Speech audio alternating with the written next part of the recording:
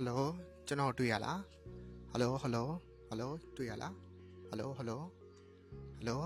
အားလုံးမင်္ဂလာပါဒီနေ့မှာတော့ကျွန်တော်လက်ရှိအသုံးပြုနေတဲ့ mic လေးအကြောင်းကိုကျွန်တော် review လေးလုပ်ပြီးသွားဖြစ်ပါတယ်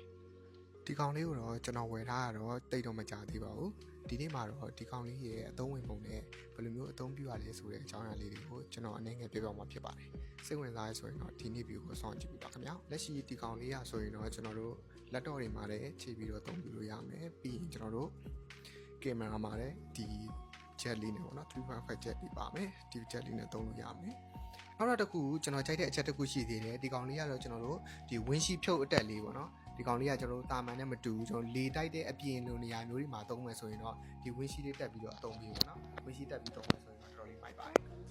ဒီကောင်လေးမှာဆိုရင်တော့ကျွန်တော်တို့အားသွင်းတဲ့အခါမျိုးတွေမှာအစင်ရပြအောင်ဆိုပြီးတော့ပေါ့နော်သူကဒီ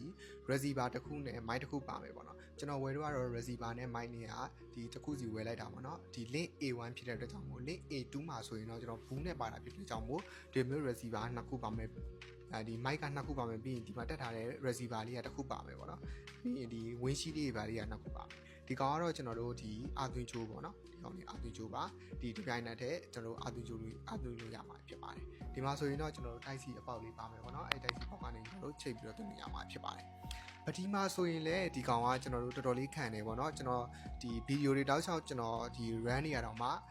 ဒီတစ်ပတ်တစ်ခါလောက်တွင်းထားမယ်ဆိုရင်တော့တစ်ပတ်လောက်ကိုကြာလေးသုံးလို့ရတယ်ပေါ့နော်နောက်တစ်ခုအနေနဲ့ကကြတော့ကျွန်တော်တို့ချုပ်နိုင်ဆန့်နိုင်တယ်ပေါ့နော်အိတ်လေးတစ်ခုပါမှာဖြစ်ပါတယ်ဒီ link A1 နဲ့ link A2 ရဲ့ကွာခြားချက်ကဘာလဲဆိုရင်တော့ link A1 မှာဆိုရင်တော့သူကဒီထည့်ဖို့အတွက်ကအိတ်လေးတစ်ခုပဲပါမယ်ပေါ့နော်ဒီအိတ်ကတော့သွားပြီးတော့ရှုပ်လို့မရဘူးဘာလဲဆိုတော့ကျွန်တော်တို့ဒီမှာဆိုရင်ပြအပြောင်လေးရှိတယ်အကောင်လေးကိုကျွန်တော်တို့ဖုန်းတွေပါပေးတဲ့ခိုင်ပုံမှာဆိုရင်လည်းဒီကောင်လေးနဲ့ပေါ့နော်ကြံကြံလေးတုပ်လို့ရတယ်ဒီလိုမျက်မှန်နေပါလေဒီကောင်နဲ့တုပ်လို့ရတယ်ပေါ့နော်မျက်မှန်တုပ်တဲ့အသားမျိုးတူပါတယ်ဒီကောင်လေးကိုကျွန်တော်ဝယ်တာကတော့လာပိုင်းလောက်ပဲရှိသေးတယ်အရင်ကျွန်တော်သုံးတော့ကမိုက်ကကြတော့အရင်အဆင်မပြေဘူးပေါ့နော်အရင်ဗီဒီယိုတွေကဆိုရင်ကြည့်တဲ့သူဆိုသိလိမ့်မယ်ကျိုးမိုက်လေးဖြစ်တဲ့အတွက်ကြောင့်မို့အဲ့ဒါဆိုကျွန်တော်စဝယ်တော့ဆို8000နဲ့ကျိုးမိုက်ပေါ့နော်လက်ရှိကကြတော့ကျွန်တော်ဒီဘက်ရောက်တော့မှဒီ